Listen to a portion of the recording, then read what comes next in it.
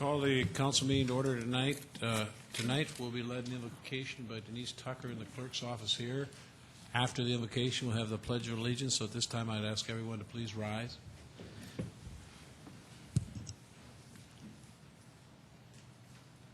Dear Lord, thank you for bringing us here this evening. We thank you for the elected officials who give so graciously of their time to serve the citizens of Sioux Falls. May they always conduct business with open minds and open hearts. We thank you for the city staff who serve the citizens daily. We thank you for the continued growth of the city, for the diversity that comes with a population of more than 148,000 people. And may we continue to provide a hand to those who need one. We thank you for the recent rains and keep in our prayers the residents of Hermosa and other cities that have experienced flooding. And we ask that you continue to watch over the men and women serving in the military, their families, and the people covering their jobs while they are away so that they may have one to come back to. Amen. I pledge allegiance to the flag of the United States of America and to the republic for which it stands, one nation, under God, indivisible, with liberty and justice for all.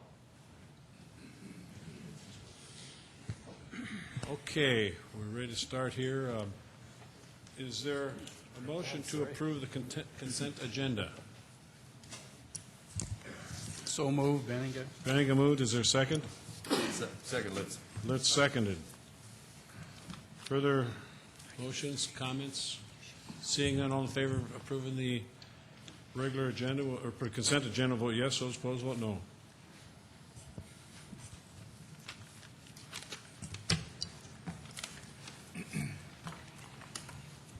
Council members Brown, Yes. Costello, Yes. Jameson, Yes. Kavanaugh, Yes. Knutson, Yes. Litz, Yes. Staggers, Yes. Benega. Yes. All members present voted. Consent agenda is approved 8-0. Is there a motion to approve the regular agenda? I so move Knutson. Knutson moved. Is there a second? Second, Jameson. Jameson seconded. Are there further motions or comments on the regular agenda? Go ahead. Mike Cooper, Planning and Building Services. I'm not sure if this is in order, but I just wanted, for the public's benefit, to indicate that staff will be requesting deferral tonight at the petitioner's request of 3 items, and those will be items 24, 25, and 40. Thank you. Okay, if you noted that, when we get to that, we'll ask for a motion to defer those 3 items. Is there further, we got a motion been made and seconded to approve the regular agenda. Any other motions or comments? Seeing none, all in favor of approving the regular agenda, vote yes. Those opposed, vote no.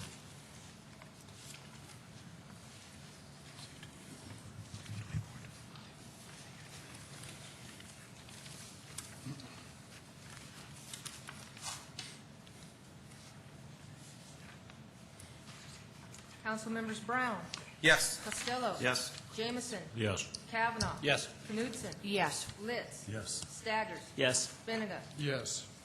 All members present voted. The regular agenda has been approved 8-0. Now is the time that we set aside 5 minutes for anyone that wishes to address the council at the public input period. And if anybody wants to do so, we ask them to come forward, give their name and their address. Good evening. My name is Teresa Staley, and I reside at 1621 South Van Ness Avenue. During the next few months, the City and the Parks Department will be making some big decisions about the location of the new Drake Springs Pool and the future of Nelson Field. I have been visiting with many people about the ball field at Nelson Park, and I have found great community support in preserving it. Tonight, I have asked Lyle Smith, the Executive Director of the Sioux Empire Baseball Association, to speak to you during this 5-minute public input time. Lyle has some exciting and progressive ideas about the future development of Nelson Park. We hope to preserve this historical gem in the heart of our city. Lyle?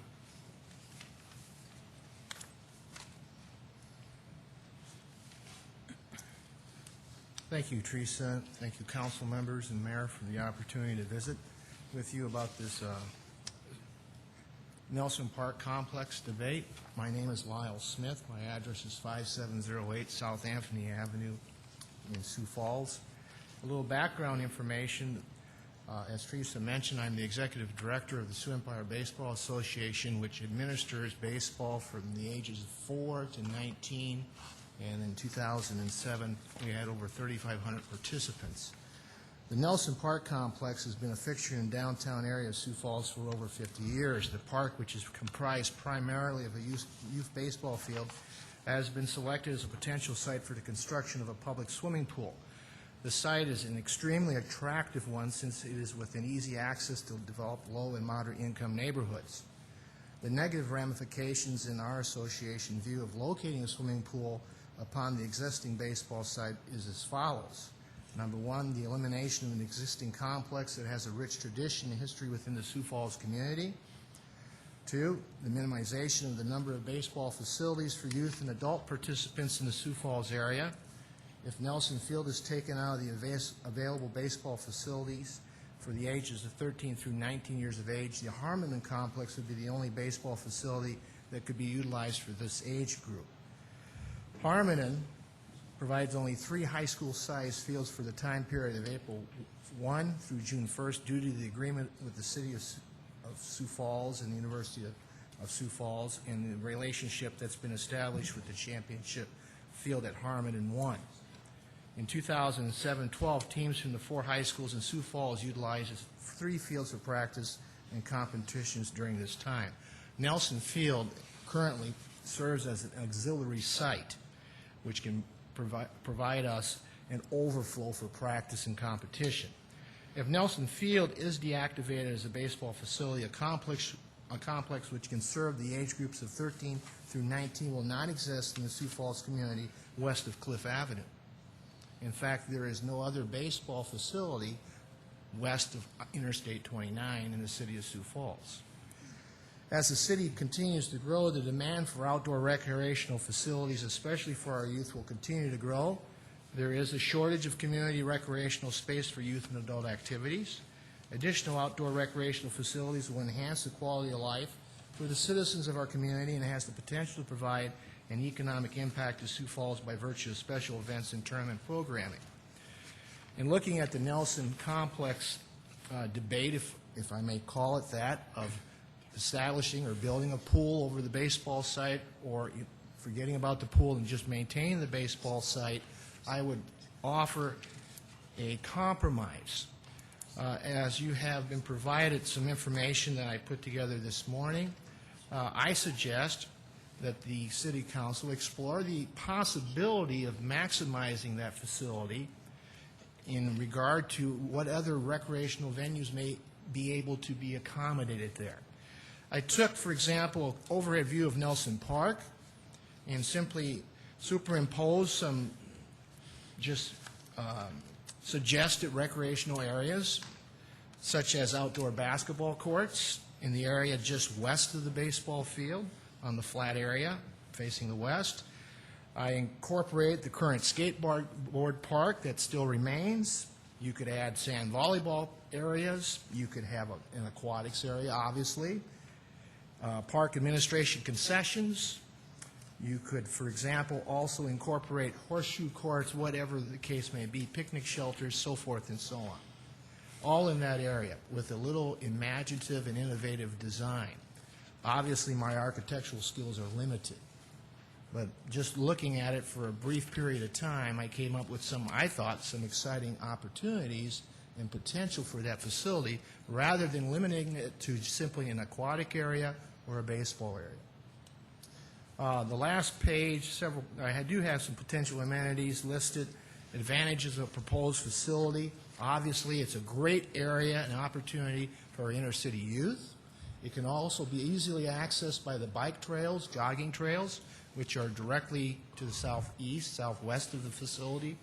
And I also incorporated some other things, facility pictures, just schematics, if you want to call it, park administration, concession stand. You could have one concession stand service the entire area.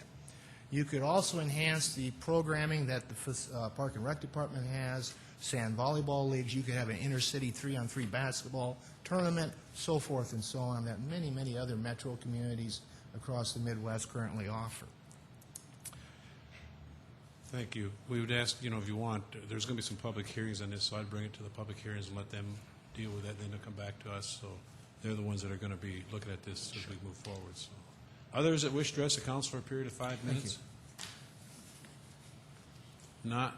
Okay, come up and give your name and your address.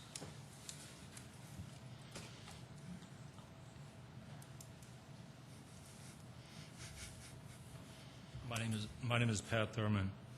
I live on Autumn Lane in Sioux Falls. My remarks are really unprepared, but the subject that I want to bring up is the ambulance service versus firefighters, rescue squad for medical emergencies. About 6 weeks ago, I want to preface this further back, actually, go back maybe years.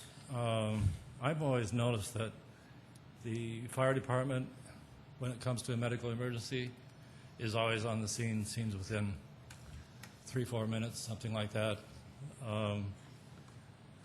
Whereas the ambulance service, I've noticed, has taken, in some cases, a lot of time to get to the scene. Now, to bring this up to date, my father-in-law had a spell. We thought it was a heart attack about 6 weeks ago. Because he had previous heart surgery is really why we were thinking heart. Anyway, he fainted and collapsed where he was on our patio, and we called 911. At a time like that, you're not watching the clock, but I do think that it was something like 5 minutes max. The fire department was there. And when they came into our house, you immediately got the feeling that they knew exactly what they were doing. I mean, there was a feeling of confidence and competency, and we just backed off, and they started to take care of my father-in-law, taking out the heart pacemaking equipment and whatever. But they just gave all of us really a feeling that these people knew what they were doing, frankly. Some minutes later, maybe 10, the ambulance arrived, and that's the rural metro, I believe it was. And I might as well be blunt. I think that the way they acted, they didn't give you much of a feeling of confidence. The first thing they did was left the gurney outside and asked if the patient could walk to the gurney. Well, the answer was no, obviously, because he was back there on the heart monitoring equipment, et cetera. So I just didn't feel like they really were prepared. I mean, maybe that sounds like kind of harsh criticism, but that's really the feeling we got, that they weren't nearly as prepared for the event as the firemen were. And that's the whole gist. I would certainly encourage the council to look at the issue of having one service, the fire department, and because I've always noticed over the years, even in one look back, a few years ago there was a football game. I think it was Lincoln and O'Gorman. One of the players was injured. That player laid on the field for a long time. I had people comment that maybe it was 20 minutes before the ambulance finally got there. Well, who knows what could have happened to that young player, high school player, in that kind of time. Now, as it turned out, he was taken to the hospital and he was cared for. But the issue is the critical element of time to the scene and how quickly this person receives attention. Thank you very much. Appreciate your time. Could you just give your name and address one time so the clerks can get that for you, please? Yes. Pat Thurman, and 312 East Autumn Lane. Thank you very much. We appreciate that. Others that wish to address the council for a period of 5 minutes at this time? I see no one come forward at this time, so we'll move into the Regular agenda items, take the alcohol beverage items.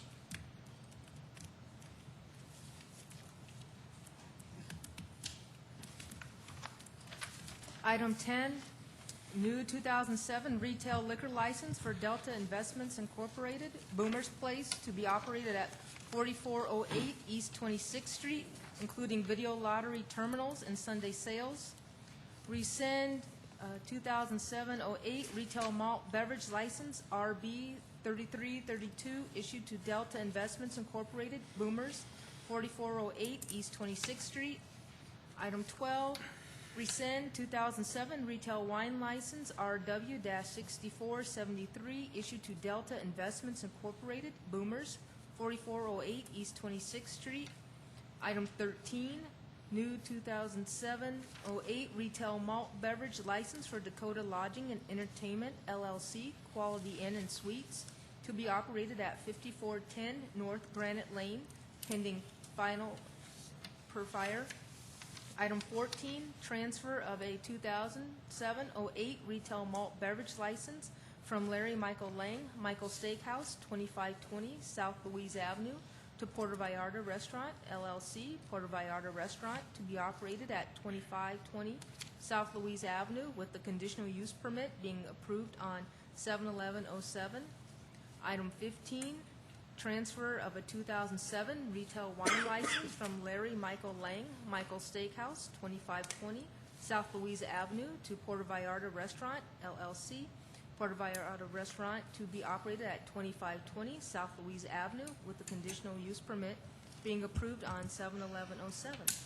Item 16, transfer of a 2007-08 retail malt beverage license from Rosas Investments Incorporated, Los Toros Authentic Mexican Restaurant, 1010 North Minnesota Avenue, to LMM Investment Incorporated, Los Toros Authentic Mexican Restaurant, to be operated at 1010 North Minnesota Avenue.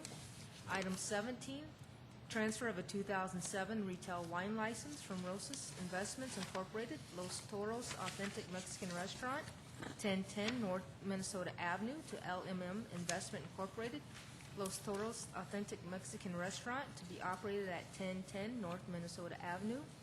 Item 18, transfer of a 2007-08 retail malt beverage license from Walmart Foods Incorporated, Pizza Inn West, 3600 West 41st Street, to Interactive Holdings Incorporated, VIP Gaming 2, to be operated at 3600 West 41st Street, including video lottery terminals, pending final per fire. Item 19, special one-day liquor license for Melissa Larson, to be operated at the Old Courthouse Museum, 200 West 6th Street, on September 22nd, 2007, for a wedding reception. Item 20, special one-day liquor license for Great Bear Recreation Park Incorporated, Great Bear Recreation Park, 5901 East Rice Street, on September 8th, 2007, for a wedding reception.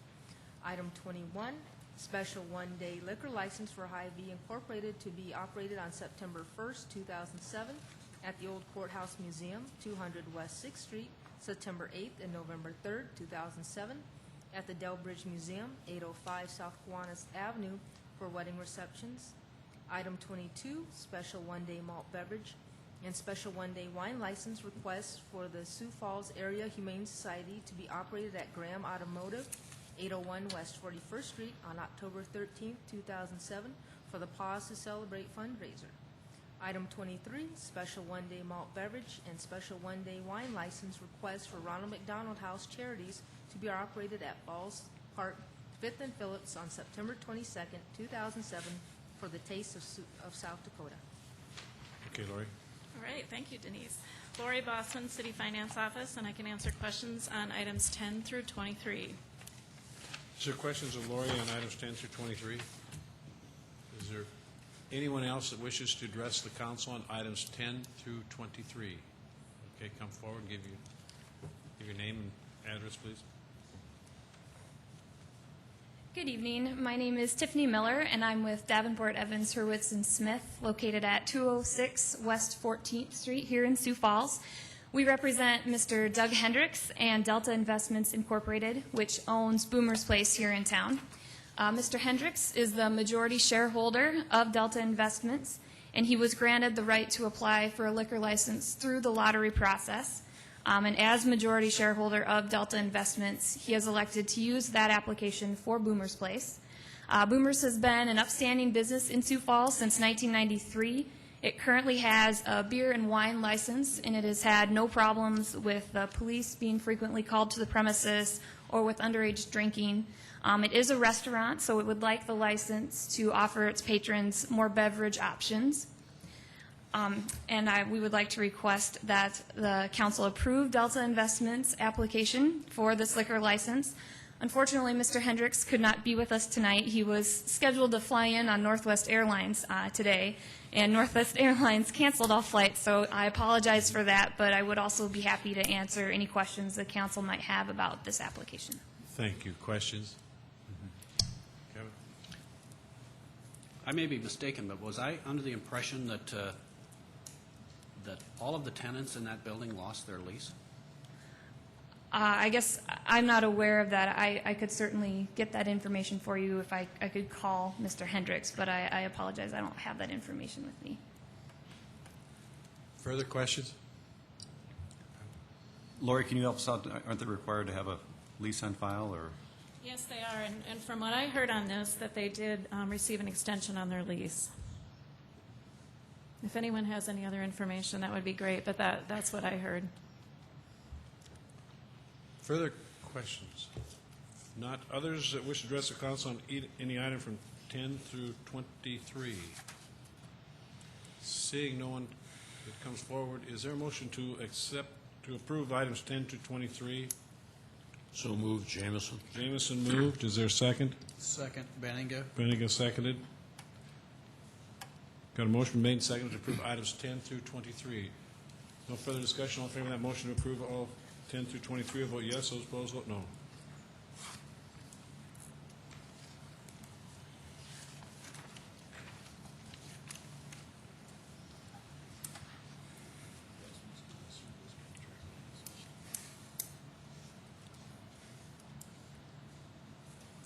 Council members Brown, Yes. Costello. Yes. Jamison, Yes. Kavanaugh. Yes. Knutson, Yes. Litz, Yes. Staggers, Yes. Benega. Yes. All members present have voted. Items 10 through 23 have been approved. Item 24. Deferred action, second reading, rezone 2007-06-23, an ordinance of the City of Sioux Falls, South Dakota, rezoning property at 5109 South Cliff Avenue and amending the official zoning map of the City of Sioux Falls. Okay, be noted that Councilmember Jamison will be excused. Again, I'm Mike Cooper, tonight representing Planning and Building Services. This item had been deferred to tonight's council meeting so that the property could be posted for a public hearing. And tonight, after 5 o'clock, we did receive notice from the applicant that they would like to request another deferral. I have not personally talked to the petitioner's representative, but I do have a handwritten note that they would like to defer this to the to the September 4th City Council meeting. And just as a note, this is an item that the Planning Commission has made a recommendation to deny, and there were 4 neighbors here tonight that were here to testify against it, and they have since left because of the deferral request. Okay, is there a motion to defer item 24 until September 4th? So moved, Benninga. Benninga moved. Is there a second? Second, Litz. Litz seconded. Further comments? Seeing no further comments, all in favor of the motion to defer item 24 until September 4th, will vote yes. Those opposed vote no. Council members Costello, Yes. Kavanaugh, Yes. Knutson, Yes. Litz, Yes. Staggers, Yes. Benega, Yes. Brown. Yes. All members present voted, 7 yes, 1 excused. Item 24 has been deferred to September 4th. 25. Deferred action, second reading, rezone 2007-06-21, an ordinance of the City of Sioux Falls, South Dakota, rezoning property at 301 South Lake Avenue and amending the official zoning map of the City of Sioux Falls. This item was deferred to allow the applicant to have a neighborhood meeting to talk about a proposed expansion of an existing car lot. We met tonight with the applicant and a couple of the neighbors just prior to the council meeting, and there's a desire to have a neighborhood-wide mail-out one more time So the applicant is authorizing me to request another deferral to the September 4th City Council meeting. Is there a motion to defer that until September 4th? I so move, Knutson. Knutson moved. Is there a second? Second. Who seconded? Second, Litz. Litz seconded. Further comments, Kevin?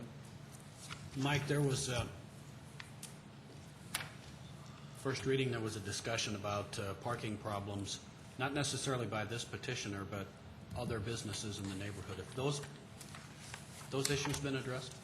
We have been out collecting information at different times of the day. We have one of our summer interns that have been out canvassing the neighborhood. So what we're doing is we're kind of developing a database of when cars are parked and where they're parked so that we can eventually meet with some of the other property owners to talk about that. All right, thanks.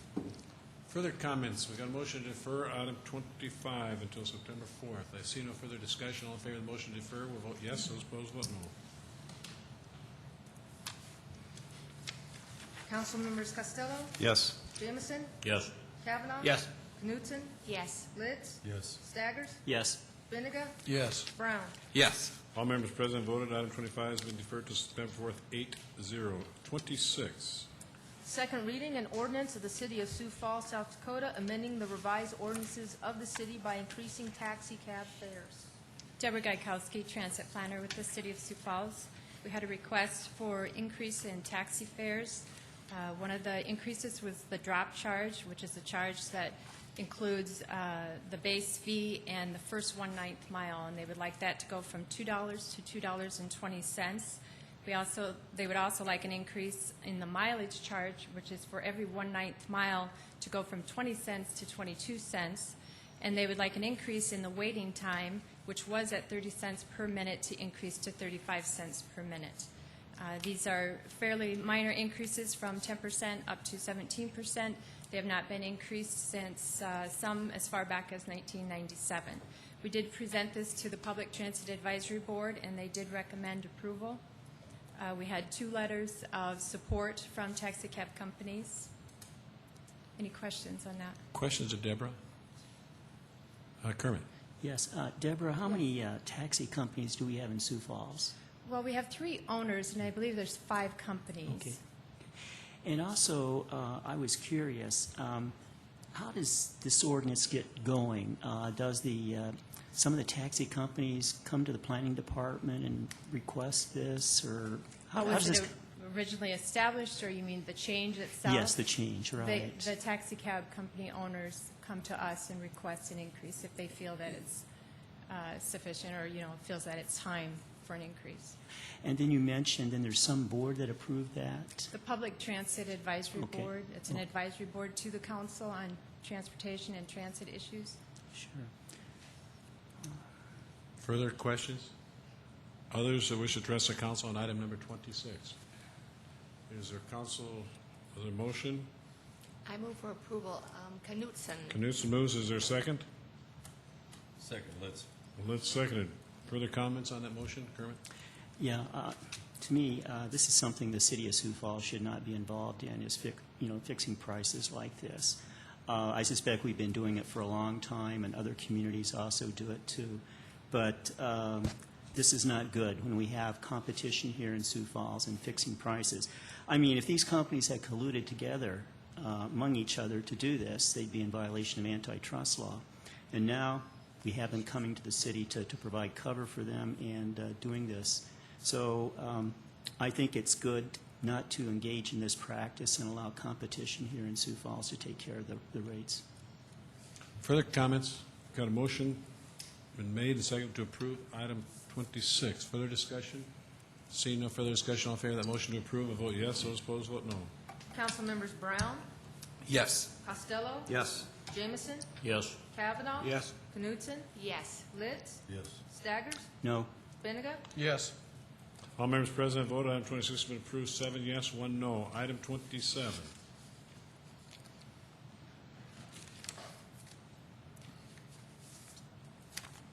an ordinance to authorize issuance, second reading, an ordinance to authorize issuance of bond anticipation notes for purposes of providing interim financing of street improvement projects.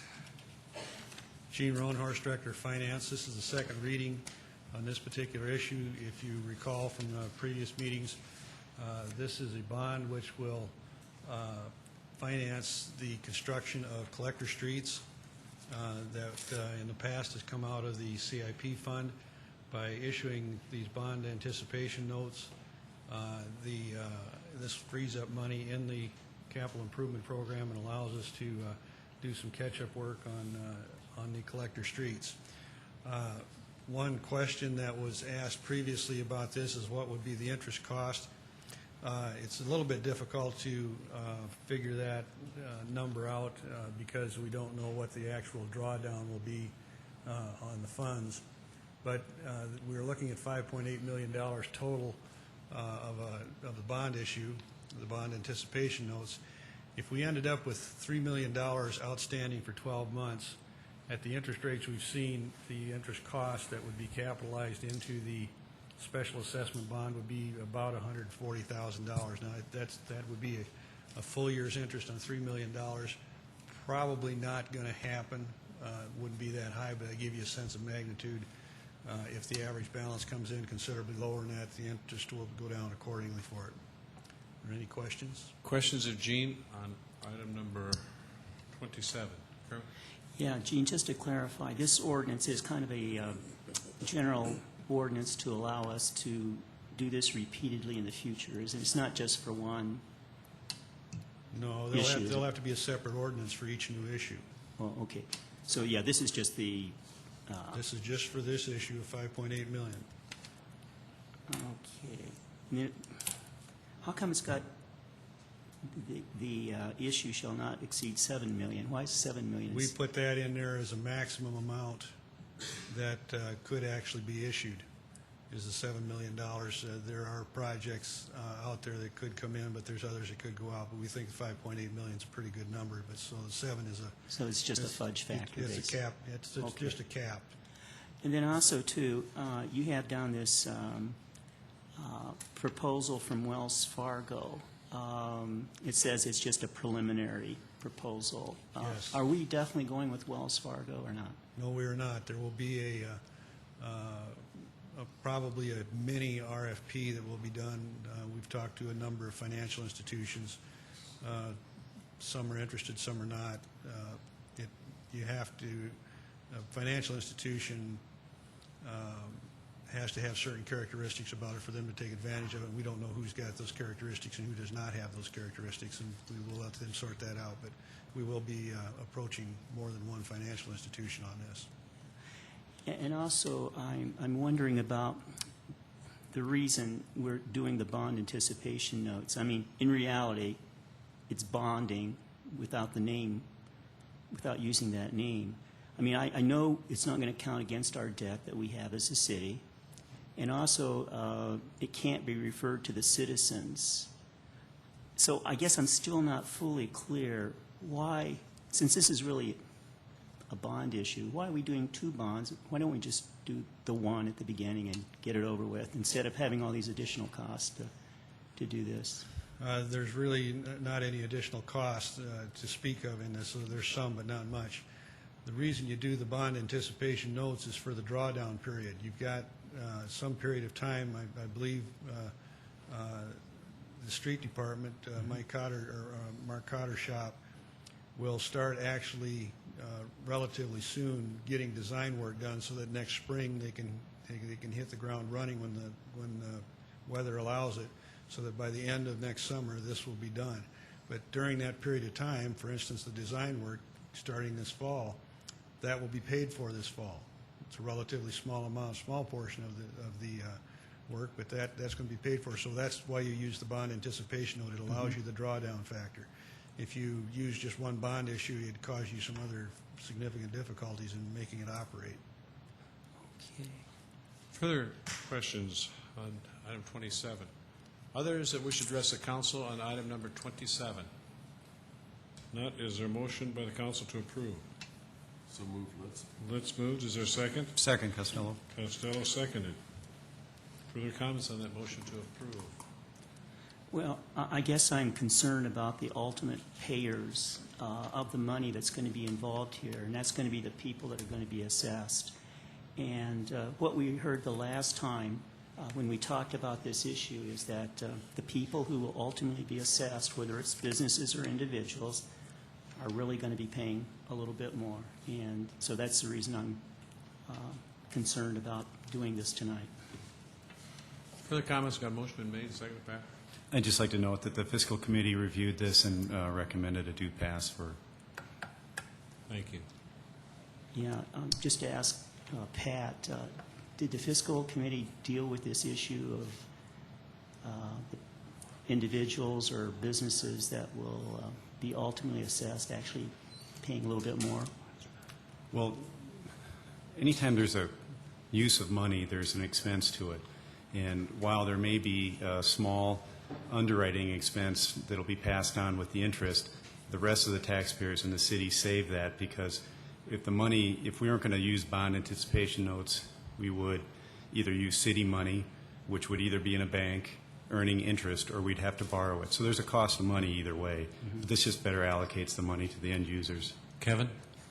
I'd also add that under the scenario that we use now, we pay for it, city taxpayers pay for it, then we assess the adjoining property owners, the benefited property owners, and they have 5 years to pay that assessment back. And I do believe we charge, I believe it's 6% interest. So there's a scenario here where actually it could be cheaper, but not significantly. Okay, we've got a motion been made and seconded to approve item 27. Further discussion? I see no further discussion, so all in favor of the motion to approve, vote yes. Those opposed, vote no.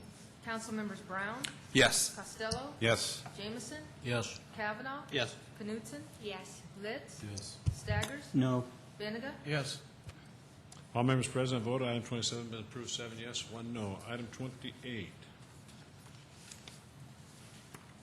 First reading, rezone 2007-06-32, an ordinance of the City of Sioux Falls, South Dakota, rezoning property at 5500 West 26th Street and amending the official zoning map of the City of Sioux Falls. Planning Commission recommends approval.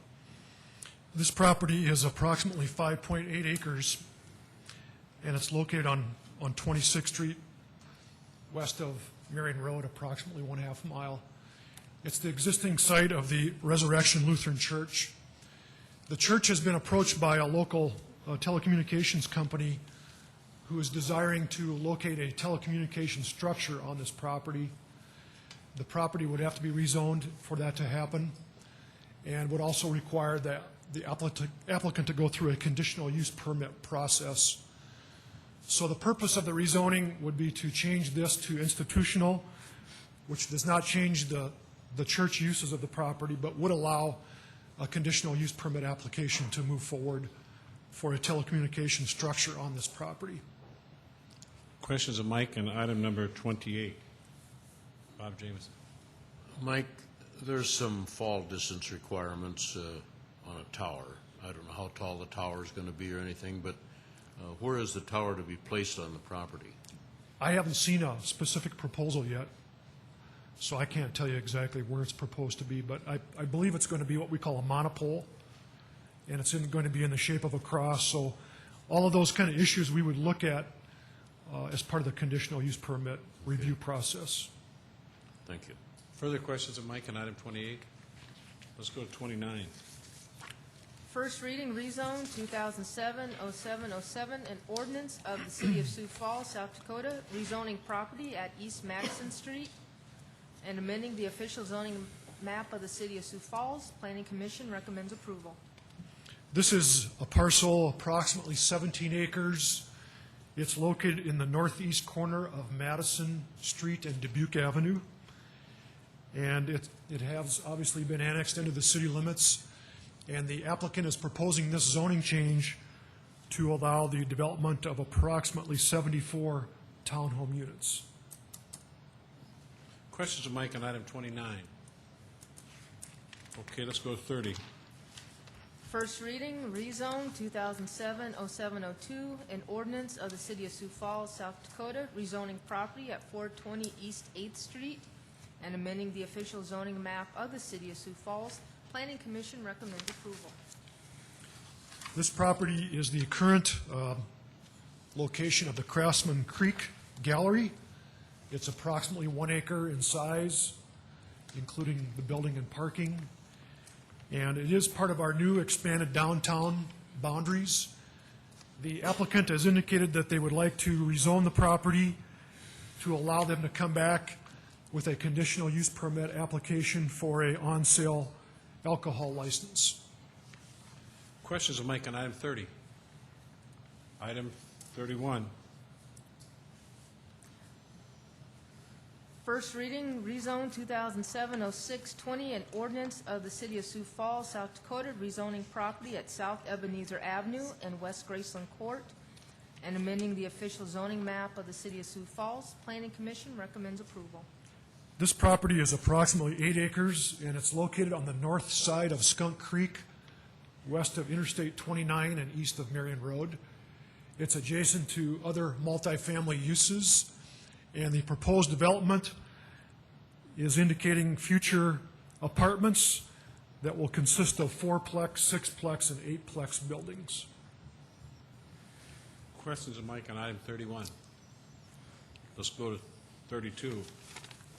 First reading, rezone 2007-07-23, an ordinance of the City of Sioux Falls, South Dakota, rezoning property at 1 block west of Hughes Avenue, and amending the official zoning map of the City of Sioux Falls. Planning Commission recommends approval. This property is just over 8 acres of land area.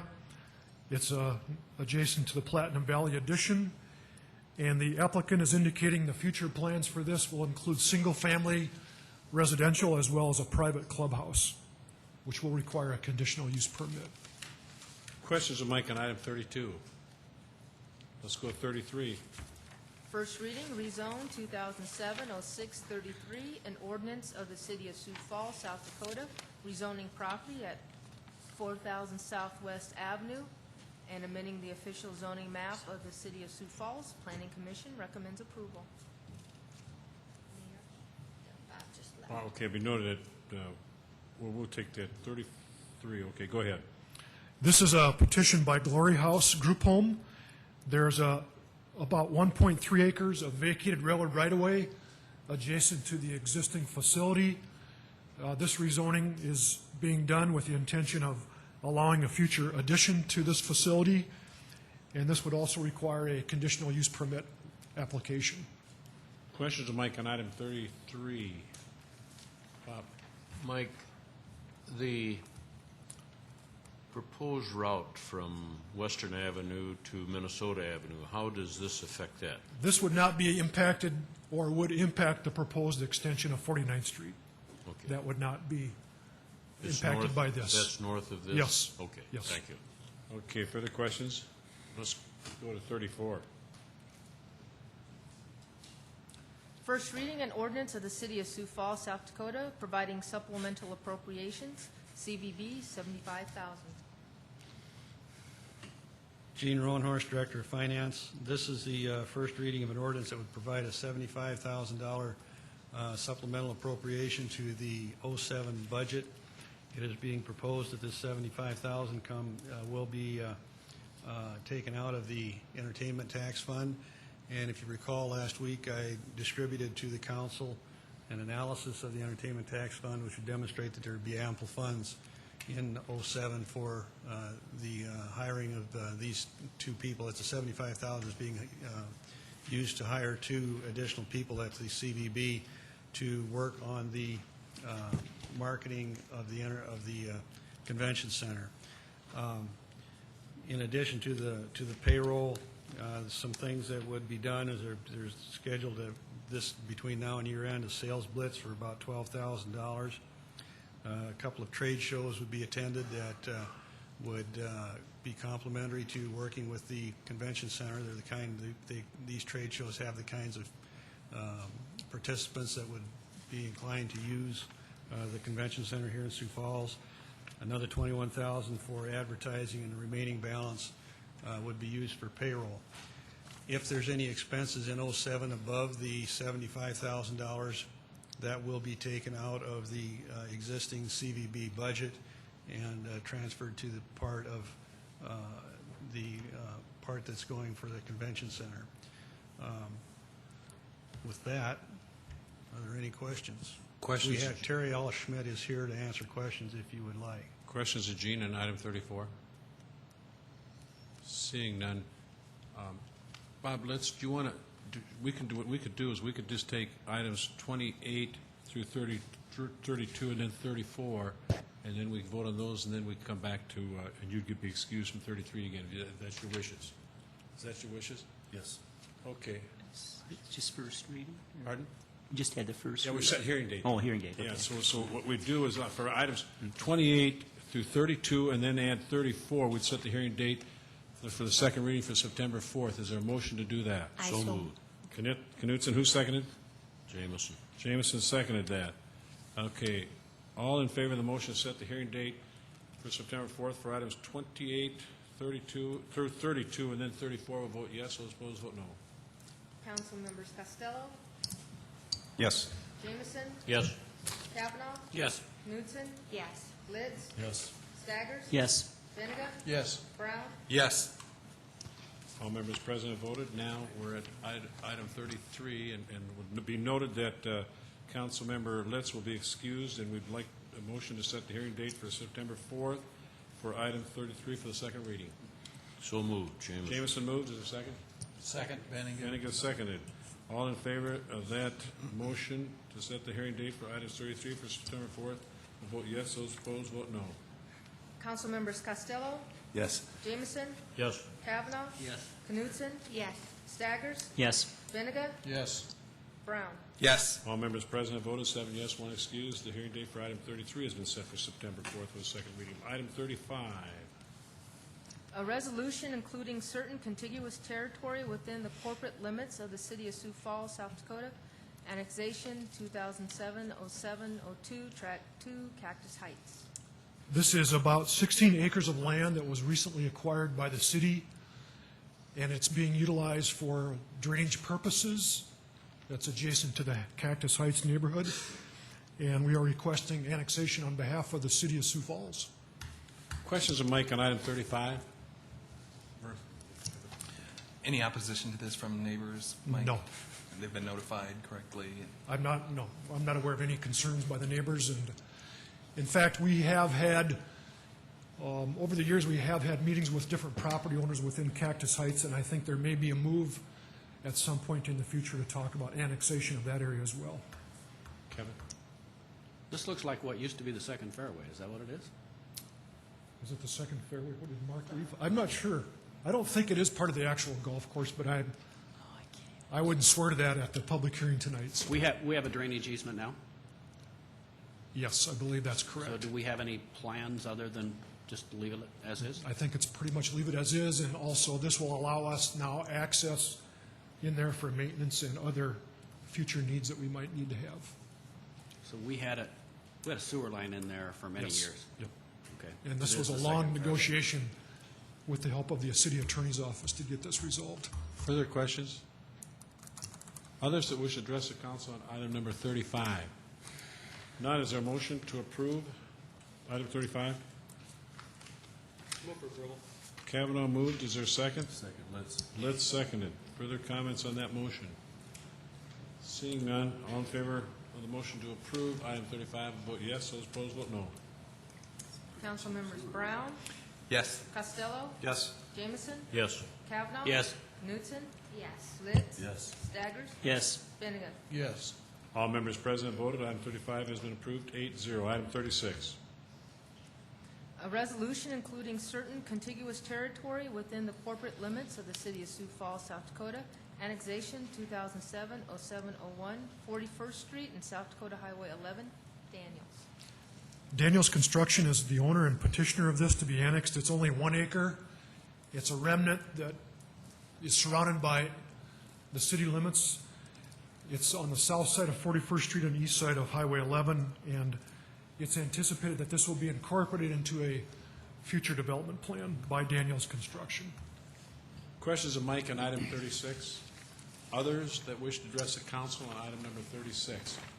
Is there a motion by the council to approve? So moved, Costello. Costello I second moved. the motion. Knutson seconded. Further comments? I see no further comments. All in favor of the motion to approve item 36 vote yes. Those opposed vote no. Council members Brown, Yes. Costello. Yes. Jameson. Yes. Kavanaugh. Yes. Knutson. Yes. Litz. Yes. Staggers. Yes. Benega. Yes. All members present voted. Item 36 been approved 8-0. Item 37. A resolution including certain contiguous territory within the corporate limits of the city of Sioux Falls, South Dakota, annexation 2007-07-03, 60th Street North and Sycamore Avenue. This property is approximately 120 acres, and it's owned by the city of Sioux Falls. It was acquired a number of years ago as part of the water reclamation plant site. It's on the south side of 60th Street and east of Sycamore Avenue. And it was acquired as a buffer to surrounding property owners, as well as land that could be used in the future for potential expansion of the water reclamation plant. And we are in the process of squaring off our city boundaries, and this is an area that we wanted to bring into the city limits. Questions of Mike on item 37? Others that wish to address the council on item number 37? Is there a motion by the council to approve? Move to approve. Brown. Brown moves. Is there a second? Kavanaugh seconded. Further comments on that motion? I see none. All in favor of the motion to approve item 37, vote yes. Those opposed, vote no. Council members Brown. Yes. Costello. Yes. Jameson. Yes. Kavanaugh. Yes. Knutson. Yes. Litz. Yes. Staggers. Yes. Benega. Yes. All members present have voted. Item 37 has been approved 8-0. Item 38. A resolution of the City of Sioux Falls, South Dakota, approving changes to the service area boundaries for Sioux Falls Transit's paratransit service. Deborah Gankowski, Transit Planner of the city.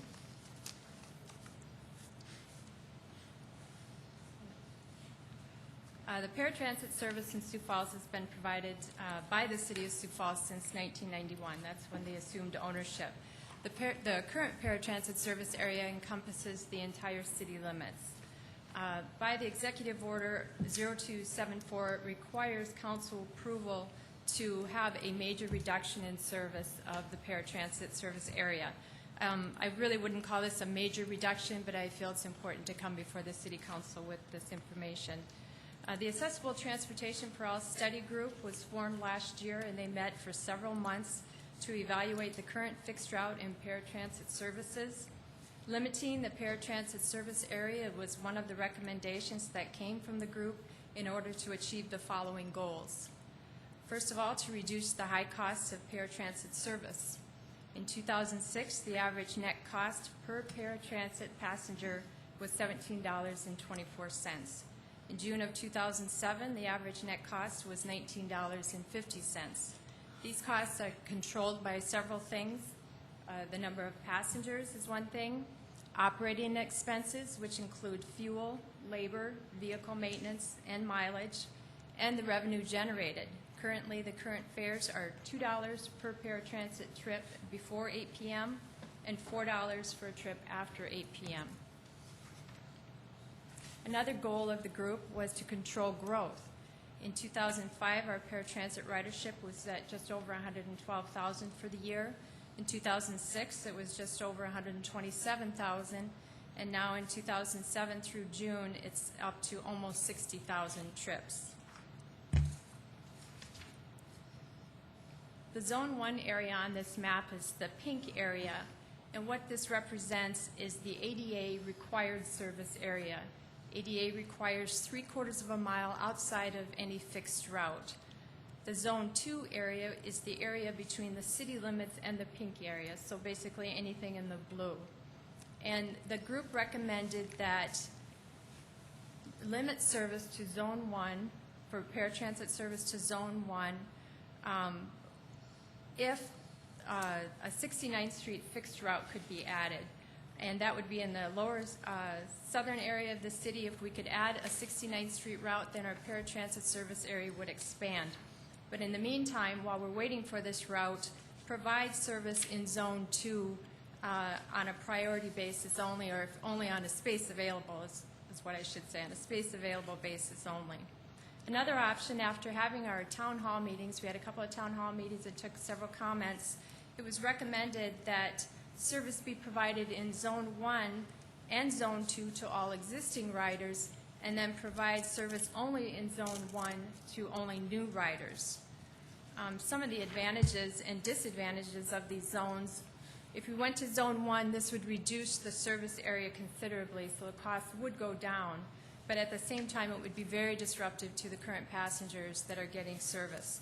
In Zone 2, if we limited it and then it was only on a space available basis only, it would not be a very reliable service to many riders, and their ride would not be guaranteed. The grandfathering option would be very difficult to monitor and administratively time-consuming, and you could come to the chance where your neighbor may need paratransit service, but you've always had paratransit service, and you get it, but they don't, and so that could really cause some problems that way. So the proposed boundaries that we're bringing forth today is the dashed line on the map that you see before you. And what we did was, to come up with these boundaries, we evaluated all trips that are outside of the required area, the ADA required area. We evaluated their originations and destination points. And then we drew the boundary around those, basically meaning no one that's getting service to or from a location would be without service by setting these boundaries.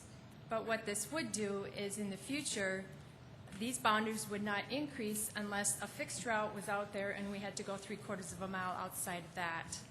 So anybody outside of these boundaries, which there are no riders right now, would eventually, as the city grows, perhaps would not get service. And we were hoping to have an implementation date of October 1st for these new paratransit service boundaries. So some of the advantages of having these new proposed boundaries is that there would be an eventual cost savings to the paratransit service. It would also encourage growth of the fixed route system because the paratransit service would grow as the fixed route system would grow. It would help to equalize the paratransit services with fixed route services. That has been one of our complaints. The fixed route riders are feeling that their service area is much more limited than paratransit service. It would be the least amount of negative impact to the users of the service. Obviously, they're not going to feel anything right now until the city limits grow quite a bit. And it would also promote coordination between city planning and developers. There's many developers that continue to build medical facilities and such on the outskirts of the city, and by having these boundaries, we can approach them ahead of time and let them know that paratransit service is not available in certain areas. Some of the disadvantages is there are really no immediate benefits to the system with this. It would be much more long-term benefits. And then the riders would be limited to their accessibility to the community as the city grows, but at the same time, if fixed route service were to grow, that should alleviate that problem. I'll take any questions you may have. Questions of Deborah? Kermit? Yeah, Deborah, do we have any idea how many different people use this? I mean, we know how many rides there are. Like, are there 3,000 people that use this, or any idea?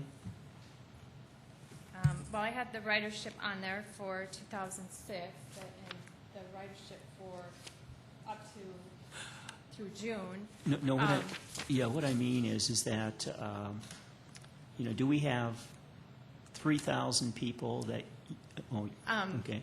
We have, right now, in June of '07, we had just under 1,400 people that were eligible to use paratransit. 543 people used that service in June. Oh, okay. So, and how many paratransit vehicles do we have? 22. 22, okay. Dee, did you have? Deborah, would you remind the listening audience what we as a city would do to tell the citizens that use these services about these changes if, in fact, the city council makes this boundary change? Say that one more time. Oh, I just mean as far as community. I probably made that too long. Oh, how would we? Yeah, how would we inform them? Yes, I'm sorry. I missed a page. At the end, I wanted to emphasize that a public hearing was held on July 23rd at the Public Transit Advisory Board meeting, and we had very many positive comments and only one negative comment, which involved the equalization of the service. It was from a fixed route rider who felt they were kind of not getting the same services. and it was approved by the Public Transit Advisory Board, but they requested that we do a mailing, and we contacted many people, like realtors associations, developers, hospitals, clinics, that type of thing. So we would do a mailing at least, if not more than that, to get the word out there. Is that kind of what you were asking? Yes, and thank you. Okay. Further questions of Deborah? Others that wish to address the council on item number 38? Is there a motion by the council to approve?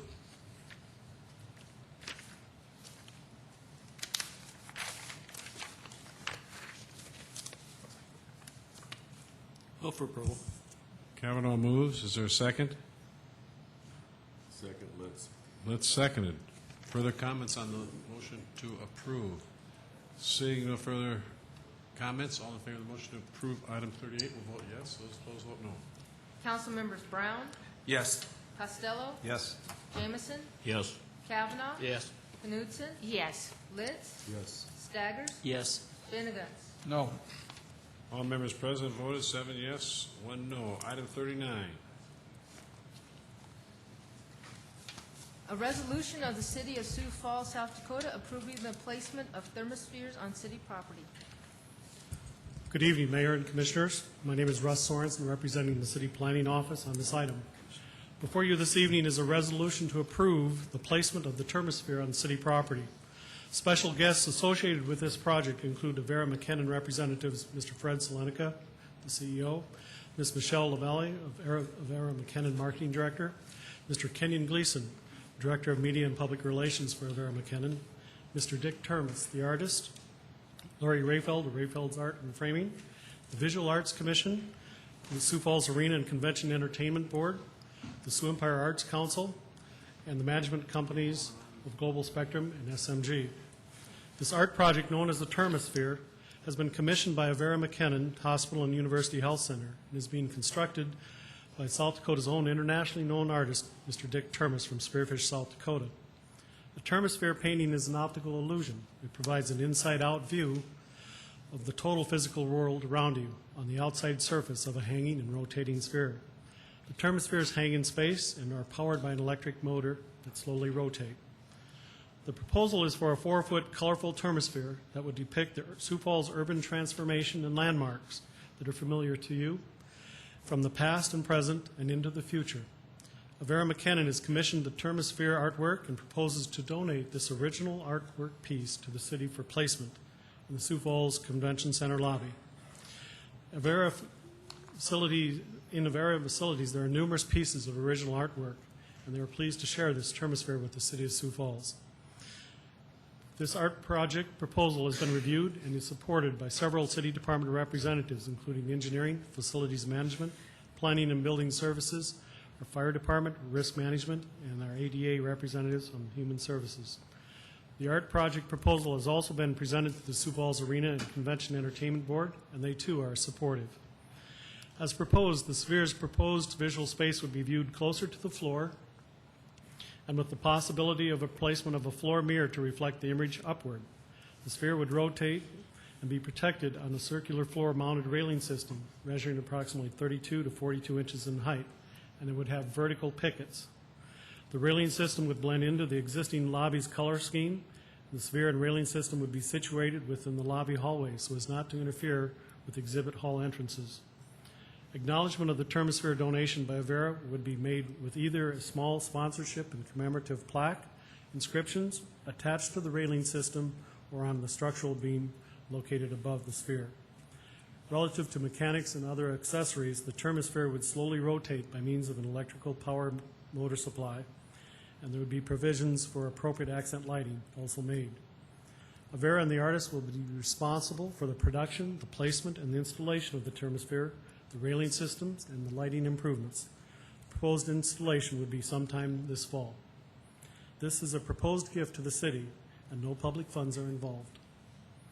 This magnificent original artwork, known as the Thermosphere, and its placement in the city's Sioux Falls Convention Center lobby, as presented by Avera, will warmly greet the community citizens and its visitors and provide a unique glimpse of our great community.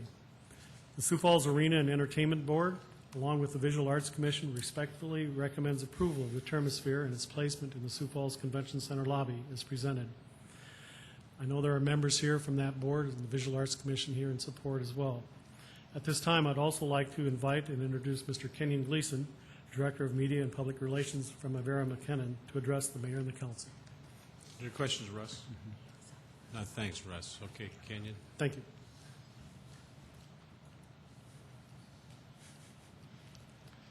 Thank you.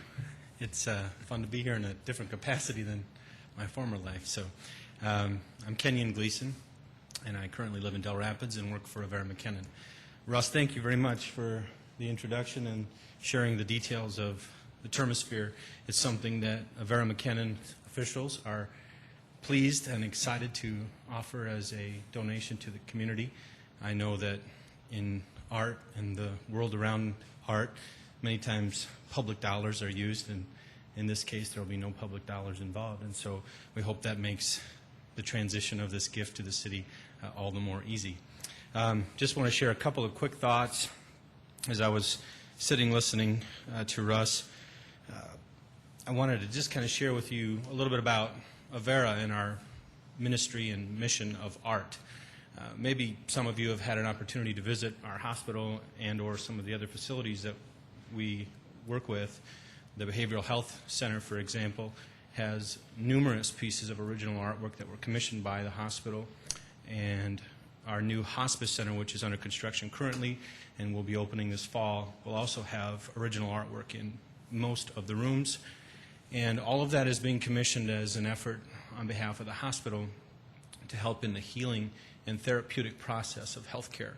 And we really believe that artwork is not just beneficial to our patients, but also to the families who are involved in that care as well, and creating a pleasing environment for them to get well. And so we hope that this gift will also help the community of Sioux Falls enjoy something very beautiful and enjoy the aesthetic beauty of what we believe is a tremendous location for a very, very large globe of the history of Sioux Falls. And so it's really an exciting project. We're very thrilled to be a part of it. As you probably also know, we're involved in many artistic projects throughout Sioux Falls. We're actively involved in the symphony, strong supporters of the Washington Pavilion, and supporters of Sculpture Walk, among other artistic projects throughout the community. So this is something that we've done in our past. We continue to do it in the present, and we hope to do more in the future. And we hope that you would be accepting of this gift. We're very grateful to have this opportunity. And on behalf of Fred Slenica and Michelle LaValle, who could not be here tonight, I wish to extend my thanks to you for considering this. And if you had any questions for me, I'd be happy to take them. Please extend our thank you to them too, Kenyon. We really do appreciate this. Is there any questions of Kenyon? No, thank you ever so much for that generosity. We really appreciate it. Others that wish to address the council on item number 39. Is there a motion by the council? I so move for move. approval. Knutson, who seconded it? Jameson. Jameson seconded it. Further comments? Seeing no further comments, all in favor of the motion to approve item 39 will vote yes. Those opposed, vote no.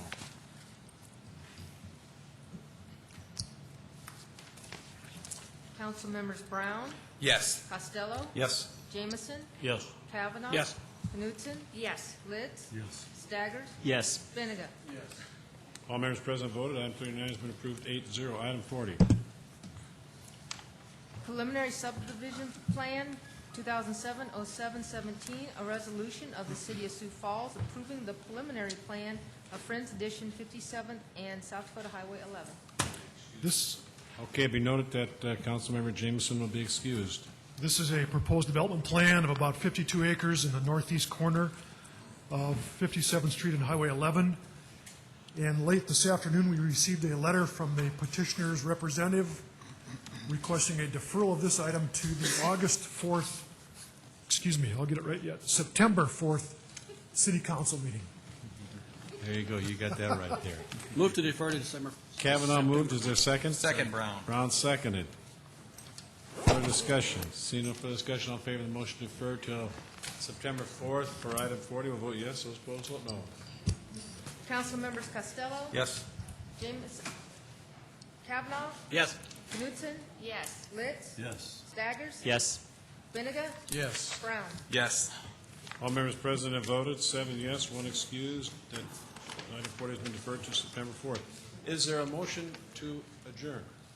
So moved. Brown. Brown moves, second. Jameson seconded. All in favor of the motion to adjourn will vote yes. Those opposed, vote no. Council members Costello?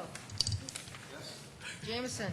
Yes. Kavanaugh? Yes. Knutson? Yes. Litz? Yes. Staggers? Yes. Benega? Yes. Brown? Yes. We are adjourned, 8-0. So, tell me, Robert, what did you do? Well, it was a real dumb move. I was on a lawnmower and slipped into neutral and rolled down a slight hill and off a 4-foot wall and hit the sidewalk. Landed. You didn't hurt yourself. Oh, I could have been way worse. You got that? Yep. This was that retaining wall in front of your house? Yeah. Is that right?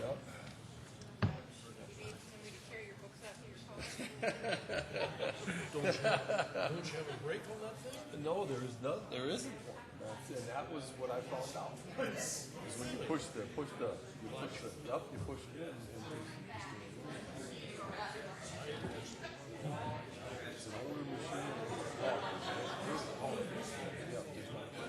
You couldn't decide who you wanted to call on first. No, it was, when this thing got too Kind of surprised you figured that out. that's when I went to the